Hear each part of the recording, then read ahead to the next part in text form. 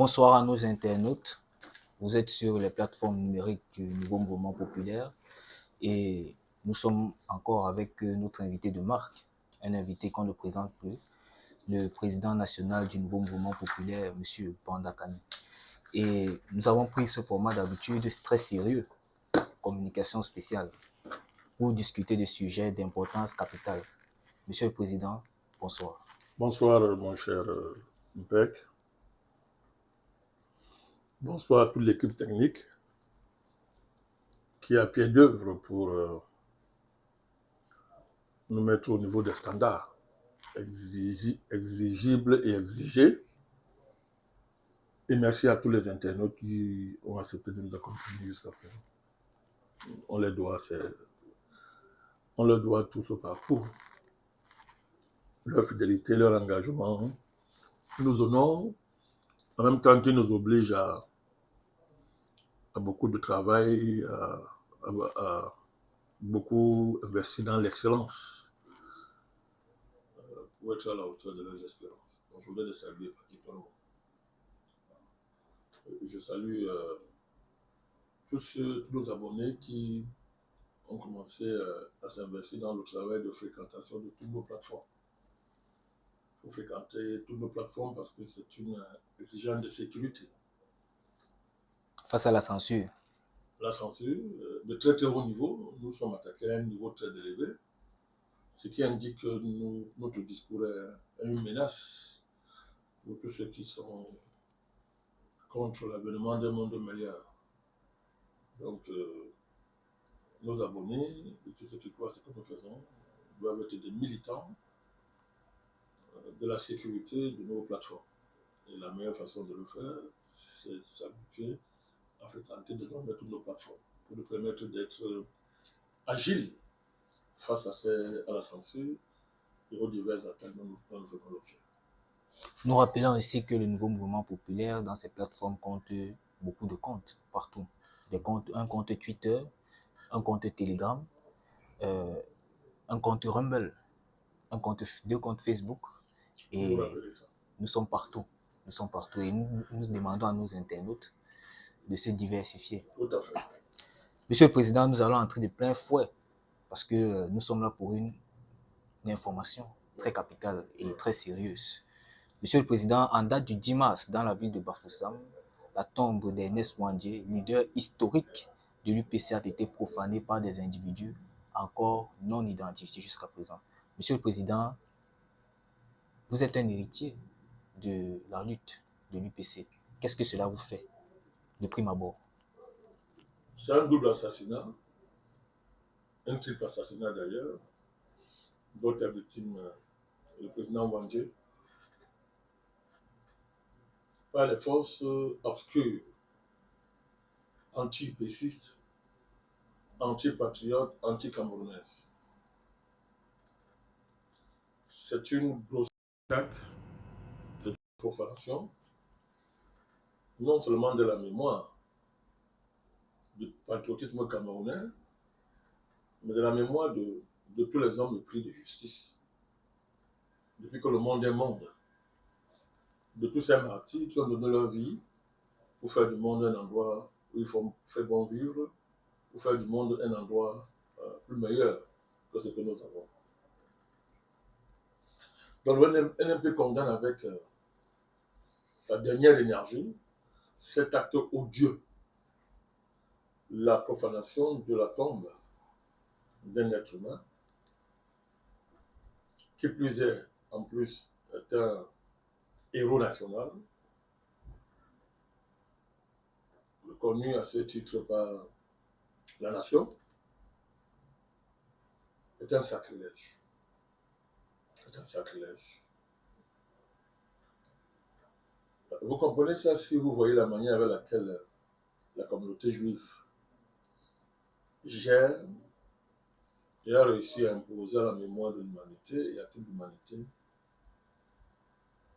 l'entretien permanent d'un souvenir, mais aussi d'une vigilance à l'égard des victimes juives de la Shoah. Si vous comprenez ça, si vous avez prêté de l'attention, n'est-ce pas, détermination des Juifs à ne pas laisser impunis tous ceux qui de près ou de loin étaient liés à la Shoah. Vous comprenez le sentiment qui m'habite et qui devrait habiter tous les épaissistes du monde entier, tous ceux qui sont de près ou de loin attachés à la lutte pour un monde meilleur. Cette profanation est la preuve qu'on n'a pas affaire à le mouvement anti-Wandé, anti-patriotique, qui s'est cristallisé autour de l'insulte, du déshonneur que Wandé a subi de la part des réactionnaires camerounais, avec en tête un triste individu sur lequel je ne voudrais pas revenir. C'est-à-dire que tout ça montre qu'on n'a pas fait un truc isolé. C'est une grande organisation qui est derrière.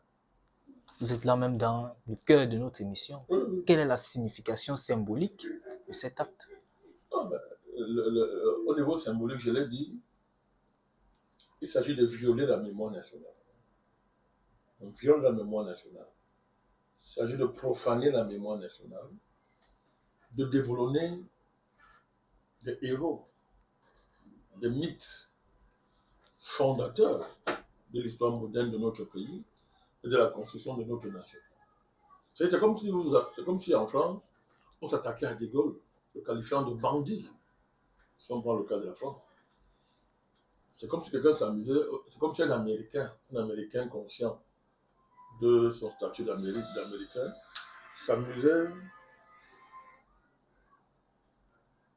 s'amusait à qualifier les pères fondateurs de l'État américain. Abraham Lincoln, etc. Je dis bien un Américain conscient, un Américain pur et dur, de bandits, de criminels, de génocidaires.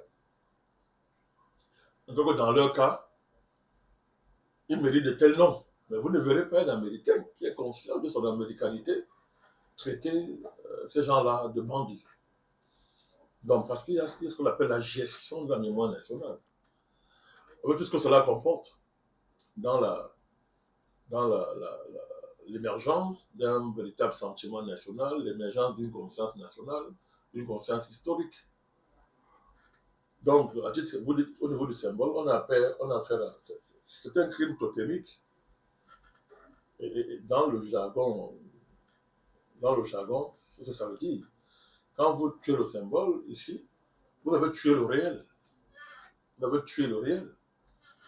Donc, ce n'est pas seulement à Wandé qu'on s'attaquait, à ses descendants comme nous, à tout ce qu'ils ont fait dans l'histoire, à leur héritage qu'ils ont légué à la postérité.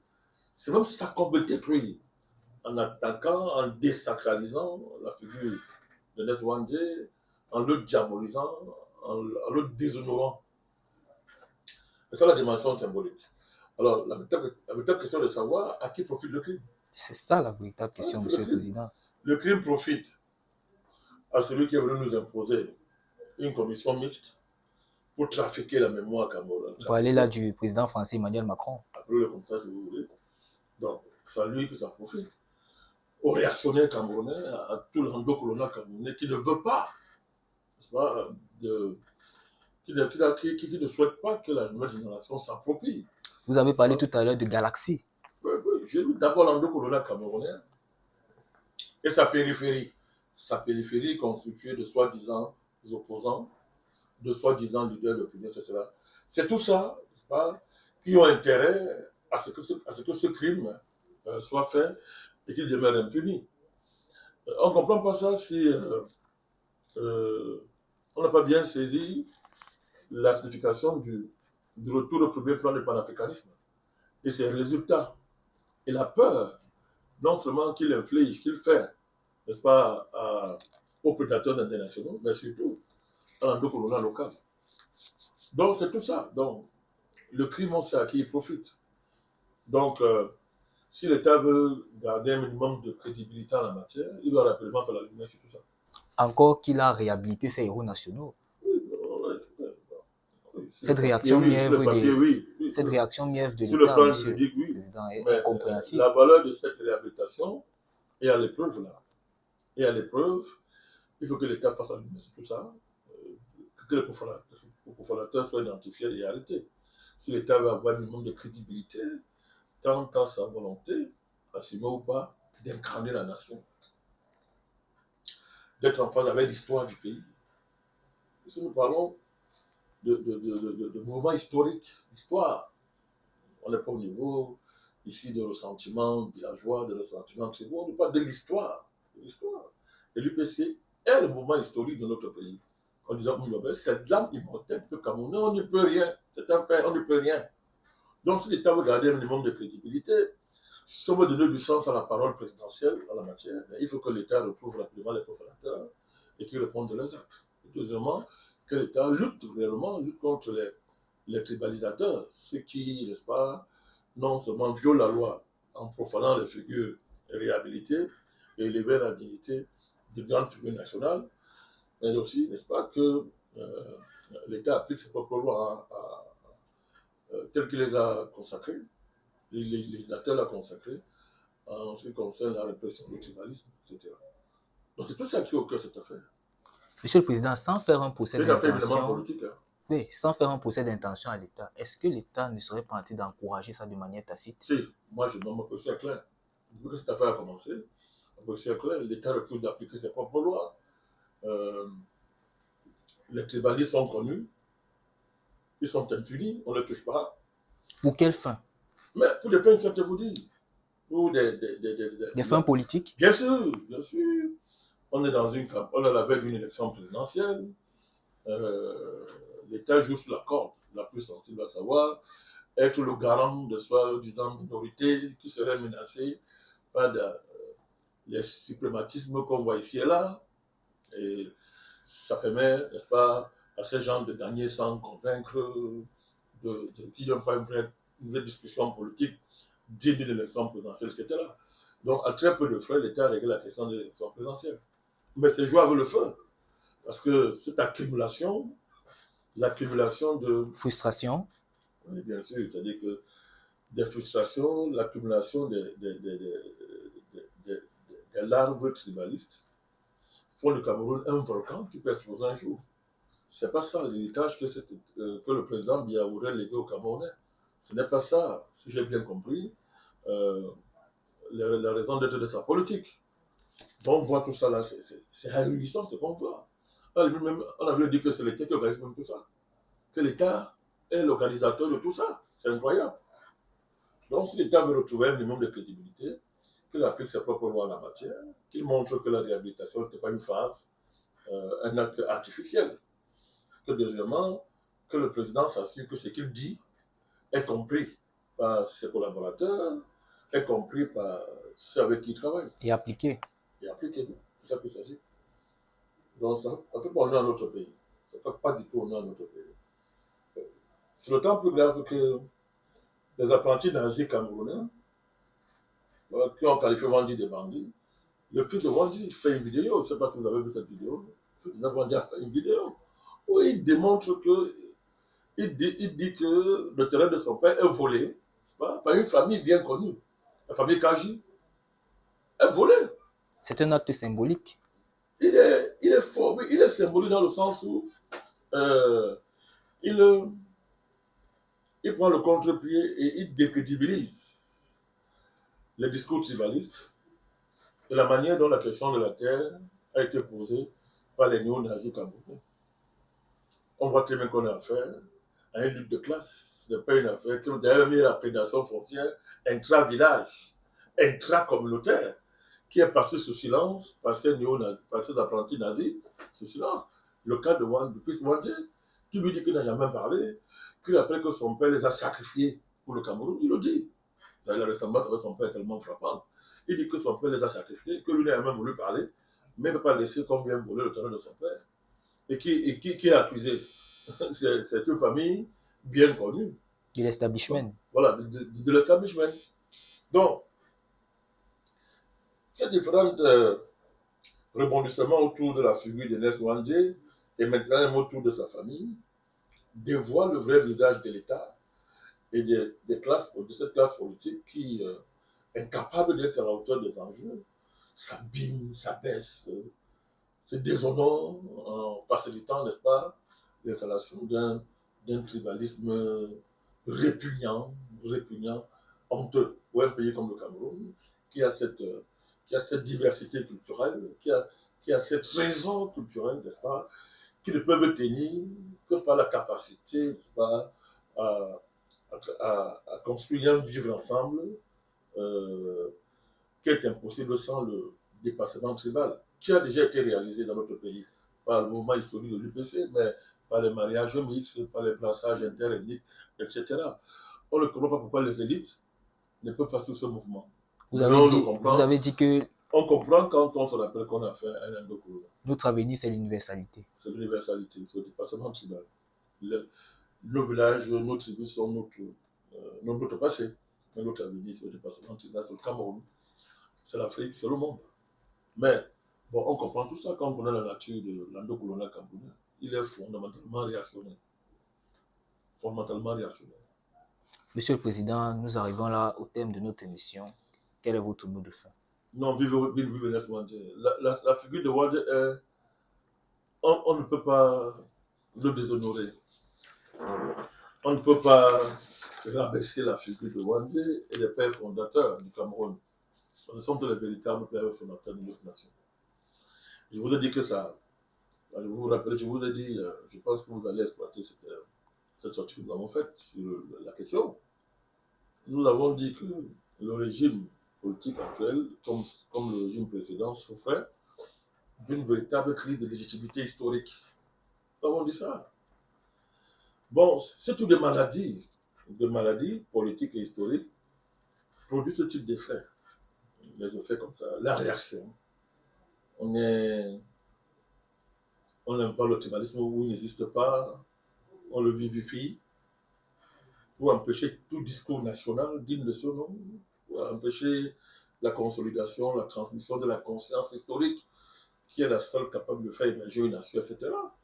Donc, c'est parce qu'il y a cette maladie historique qui frappe pas l'État néocolonial camerounais et ce régime, qu'on voit de tels spasmes, le mot spasme a tout son sens, de telles éruptions réactionnaires, de tels spasmes, n'est-ce pas, où les néo-nazis viennent s'exhiber sur la place publique en essayant de rabaisser une figure mondiale comme un espoir.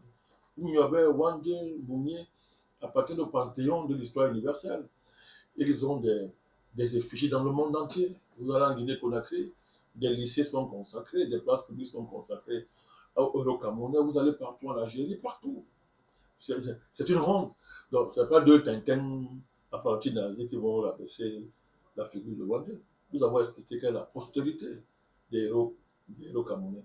Ils ont une postérité politique, ils ont une postérité intellectuelle, historique, qui est trop grande, n'est-ce pas? Et nous comprenons que les néo-nazis camerounais ne soient pas puissent se mettre à cette hauteur et il ne reste qu'à tromper l'histoire, à mentir et à salir la mémoire des pères fondateurs de la nation camerounaise.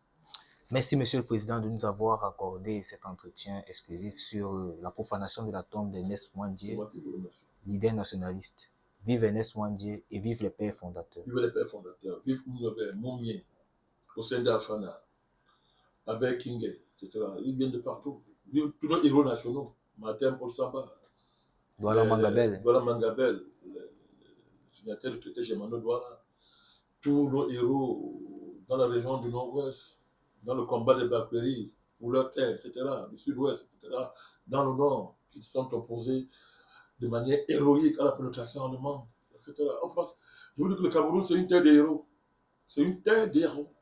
Toutes les régions du Cameroun, tous les peuples du Cameroun ont donné leur fils pour les combats, n'est-ce pas, d'émancipation nationale. Tous les régions du Cameroun.